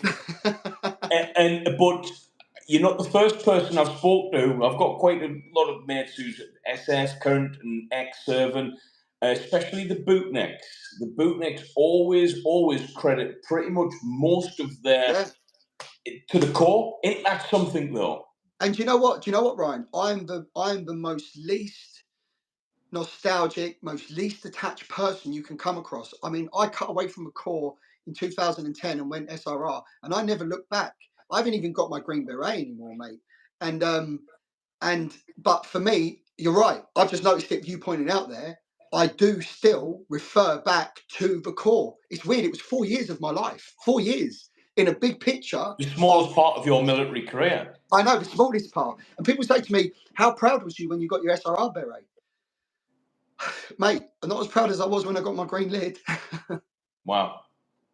For me, so I'm guessing pinnacle, you probably is like a tick box exercise. I'm in now. That's cheers. I'm where I want to be, but the core is where you. Yeah, mate. Do you know what? It's strange, isn't it? How much impact passing that course and being a Royal Marine actually has on you. And after it's just dawned on me in this conversation here that, you know, it's a huge thing. It's a massive thing. It is a special thing. I've got my opinions on the military in general now, mate. But you know, I'm still very proud of that experience because I know that me and you went we similar times, but when I actually got my green lid, you know, 7 years after you pretty much got yours, 6 years or whatever. I know that process was very similar.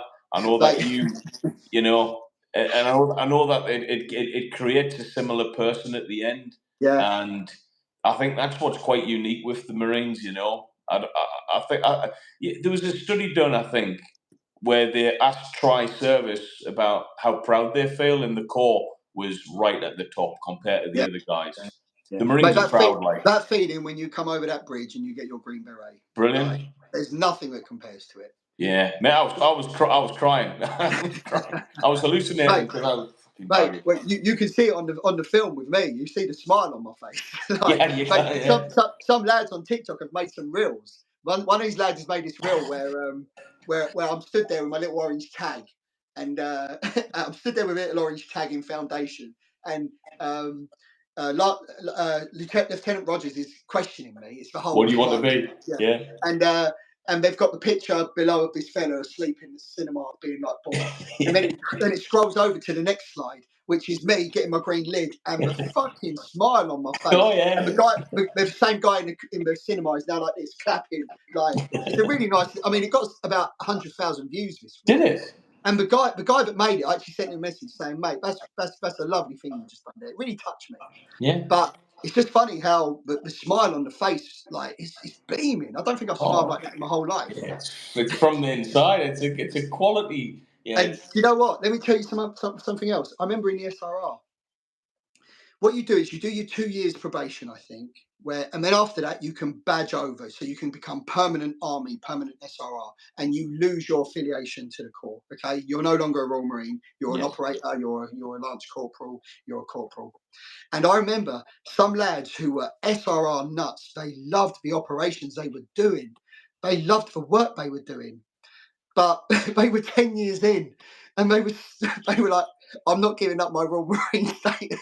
They weren't coming over. They were like, "No, I'm not doing it." And the hierarchy was saying, "Please come over. You get better benefits. You get better pension. You get better." They were like no. But I don't want to leave the core in my head.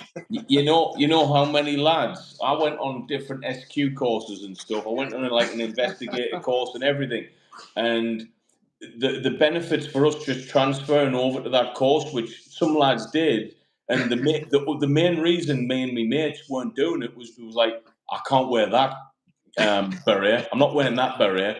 And it's like, no. I was like, it's strange. Lads will see themselves off career-wise because they're like, no, I want to be a Marine. The thing is, Brian, this had nothing to do with what you was wearing. These guys were wearing civvies every day. It was the thing in their head that they would know, that they would like almost cut the umbilical cord to the Royal Marines. It was gone. Mate. So it's that. I mean, that's powerful, mate. If we're all feeling like that, it is powerful, man. Look, I've made a career outside the Marines, talking about being proud of the Marines. Yeah. Well, mate, look at me. Look at me. I mean, it was unbeknown to me, but Recruit Williams was a personality in himself from the Marines. You are for the guys watching here, and for reference, we've had like 7,000 views on this video already. So there's a lot of people watched it already, and they haven't even finished yet. Like this guy, James Williams, is going to be. It's going to be, I think, bigger than even you think, because you're a humble guy. But there's no one else out there from that community like you, coming out of the shadows, so to speak. So just watch this space, man. If I can get to 400,000 subscribers on YouTube for gobbing off about training bits, I think we can get someone like you past that, you know. Mate, I'm well up for it. Like I said, I start filming on Thursday for this new program that Chris wants to do. I won't tell you the content of it because Chris want to keep it, but it's basically, he'll go back to the Marines. He's got loads of footage that he couldn't actually put out there because it was too much. Wow. He had too much. He's got so much unseen footage. Really? It's about, then hopefully a little bit of life in SF, what I can get away with. And a lot of it's about the price, like I said, that you pay after with the combat trauma, with the disassociation from society, with the price that you pay for basically living at that high adrenaline, high tempo life for that long, and then when you come back, the big crash. And so Chris and I are starting to film that on Thursday, and we'll see where that goes. Good luck to you, man. Try and get Chris in some of this as well. Yeah, listen, I think this is a very small taste of something very big that we can definitely do together.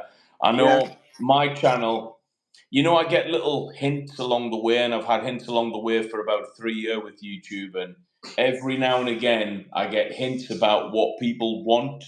And I've always said, I want my channel to go in a certain direction on YouTube, but YouTube has got a direction for me, and every time I test what YouTube wants, the results come. I mean, I don't know if you guys can see this, but can you see that little blip there? That's you. That's this. So that person there is this. So whether I like it or you like it or not, that's irrelevant. The people want that kind of stuff. So we You know got to do what? it, man. What you got to understand is as well, it's like it's completely foreign ground to me. I mean, I was walking around with black maskers, pixelated face for years, like no internet profile. I had a department at Hereford that actually removed me from the internet. Literally, you know, we sit in the shadows completely, especially as SRR soldiers, and this is the polar opposite. The You only know reason, what? go on. I think can there be some form? I don't want to say it sound Chad here, but I've noticed a difference in you in 3-4 months since spotting you on Oh, TikTok till yeah, now. Anyway, do you think yeah. there's a healing element that needs to be looked into on this? 100%. So listen, I started doing TikTok. That's the only one I've got. I've got an Instagram now as well because my girlfriend set it up for me. But I started doing TikTok because Rachel and I, who's my girl, we were constantly at loggerheads all the time. She had like 40k followers on TikTok, Wow. constantly doing TikTok reels, this, that, the other, blah, blah, blah. And I was like, why are you always doing this? And we was always arguing over it. You know, she'd sit downstairs on live instead of coming to bed and stuff like that. And I'd be like, what are you doing? What are you doing? And Mm. I was from a background of like, you know, like I said, complete anonymity. So one day I said to her, look, instead of me keep fighting you on this, instead of us keep clashing on this, I'm going to join your world and I'm going to set something up and I'm going to understand it. And that's what I did. And then I started to go live. I started to do some fitness videos. And then out of that came the whole, are you Recruit Williams from 924 Troop? Well, we've got someone now, Jake. Capital letters. Please read the question. Is this the same James Williams in the YouTube videos about 12 years ago about going through commando training and used to be an Yeah. electrician? Yeah, Recruit Williams, P064976 Charlie, 924 Troop, Hollywood Troop. Mate, so basically, but what I say to them on my TikTok is I say, they'll say, thanks for everything you're doing for us. Thanks for the training. Thanks for the advice. Thanks for how you tell us about this, that, the other. And you actually interact with us. And I actually turn around to them and I say, you actually do me a service because I'll be straight. I've sat on my stairs looking out the door for 3 hours, wondering how I'm going to go and shop at a supermarket. You know, like I've gone out at night to do my shopping on the self-service tills because I can't interact with anyone. And you guys are actually like helping me out. You know, you're actually helping me integrate back into society. So it is a big healing process for me. Like I said, when someone comes up to me at Terminal 5 in Heathrow and says, "Are you Recruit Williams?" I've got no choice but to be polite and be nice. So it's in that way, it's kind of like a force for good, isn't it? When you think about it. 100%. And you know what? I detested social media. So for me to turn around and say that's genuine from the heart from me because I had no time for it whatsoever. I didn't understand it. I thought it was stupid. I always used to say to my girl, it's going to be the end of us. And now she's like, she's actually a little bit jealous of my profile. Well, it might very well be the making of you, the reinventing of you, if I'm honest with you. But that's why I'm looking at it. I'm looking at, you know, people like me and you, Ryan. You always find that what's the next challenge? What's the next challenge? And if you I'm haven't like got that that challenge, you now. crumble. Right now, today, every day I go through a similar thing where right now I'm thinking, you know, I'm not being ungrateful here, but I'm closing in on 400,000 subs, 250 million views or whatever, and the buzz of that wore off about a year ago. Yeah. And I'm thinking, right, I need to do something else as good. This is the thing, James, with me. I don't know if it's the same for you. Unless it's as pivotal or as hard or as challenging as the core, I Yeah. don't want nothing to do with it. Well, That's I want to do something fucking hard, man, and really go. So for me, the core, lost myself, went into CP, wanted to get a real good client, like had to be a brilliant client because I'm a bootneck, and then after that I joined YouTube because I wanted to do well. I wanted 100,000 subscribers and the silver play button, you know, that thing. Because that's like a major, and no one gets that. And then I got it, and then I'm like, I'm not bothered about that now. I want to do something else, and I'm right there now. And I don't actually know what the next big move is, if I'm honest with you. Mate, it's like for me personally, obviously when Chris came along with this whole TV thing, this new program, that was for me was my new challenge. And then I remember because I got a few boxing reels up on my TikTok and I got sent that invite, would you like to do the bare knuckle competition? for me personally, the bare knuckle competition next year, I mean, there's the thought of it of going to get your face smashed in. I've never done a bare knuckle competition in my life, but Ryan, you know this. It's the challenge. You don't care that you might get your face smashed in, just like you don't care that you might got shot if you went to Afghanistan. It's the challenge. It's the right. This is something for me to get my teeth into. This is an obstacle for me to get over, and that's what it is. Yeah, so it's like it's the next big thing. Yeah. And after that fight, you'll be looking for something else. Mate, I know. I mean, if I do well at it, I'll be looking for a harder opponent. Well, here's something. I think we can. Are you happy to talk about a few little plans we've got, like on here? Yes, mate. Literally, I've got 5 minutes, and I've got to go and pick her up from work, Okay. mate. So, but I'll have to So we go can down wrap for it up, I guess, with a couple of our intentions. I think me and James are definitely gonna. And I know everyone has podcast equipment now. We get that, but we want to really get at least one good, thorough, good quality podcast done and dusted, where it's just me and James, potentially one other guest, maybe just talking about, well, basically you and your experience from start to finish. And a bit like a Sean Ryan style podcast. And I think when that does well, which I know it will, I think that'll be the start of me and you going on that venture. And I think the next big goal for me is if we start that, I know we're both going to want to get one of them silver plaques for that podcast anyway. And I think that would be a good goal to have. And I think it's definitely achievable, So that would be nice. I would like to do that with you. I know people want to hear all the stories, man, within reason. Maybe get Chris Terrell on here. Chris Terrell. Well, listen, with regards to Chris Tyrrell, I mean, I know about Chris's background. I know about the adversities he went through with his childhood and his birth. I know about some of the things he's done in the past, back in the 70s, which did give him some trauma. I won't mention it. I'll let him explain it. Sure. But all of our like kind of things we can talk about, military. Chris has obviously done the Commando course himself. Been Afghanistan as well, hasn't he? Yeah. I mean, it's all interlinkable and it's all relatable. And Chris, I mean, let's talk about Chris, 55-year-old Commando. Chris Phenomenal. now is 72. Chris, next year is his 73rd birthday. And for his 73rd birthday, he wants to do 73 rounds of boxing. This weekend, Chris is going to do a half a marathon run. Wow. Half a marathon run. Chris is 72 years old. I mean, it's the personality, isn't it? It's the drive. Chris, some people are saying Chris is getting on, but Chris is still 20 years old in his head. He's not slowing up, is he? He's not slowing up. He's just still doing everything at the same pace. Good on him, man. He's an inspiration. 100%. Well, James, I think listen, mate, I've got to bug out because she's messaging me. But mate, let's do this again, 100%. All right. Thanks for coming on, man. Take it easy. Do you want to do it again this week sometime or something, Ryan? Yeah, mate. You know what it is when with this kind of stuff, I could do this every day, easy, man. All right, mate. All good. All right, bro. Well, thank you. On, mate. Take it easy, mate. Catch you later. Bye-bye.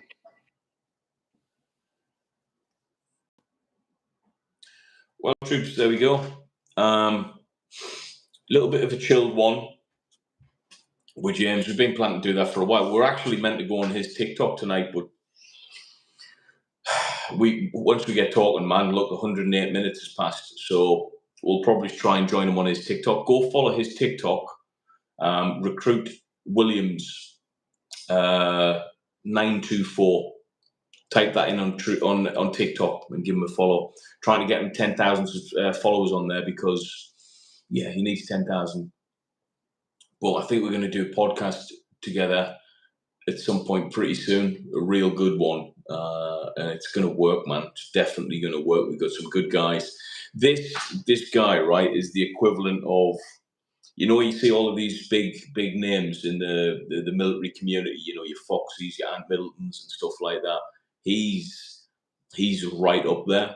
In fact, he was TV famous well before all of them, 2007, 8, 9, 10, on Commando on the Frontline, which was a massive hit. So he's just coming back out now. Obviously, couldn't have been out and about on social media because of his special forces status. He respects that, so that's a good thing. But you just watch this space, man. I think he's going to be a big deal. Definitely bigger than me on social media. 100%. It's going to be massive, I think. So, yeah, give him a follow. Give him a follow.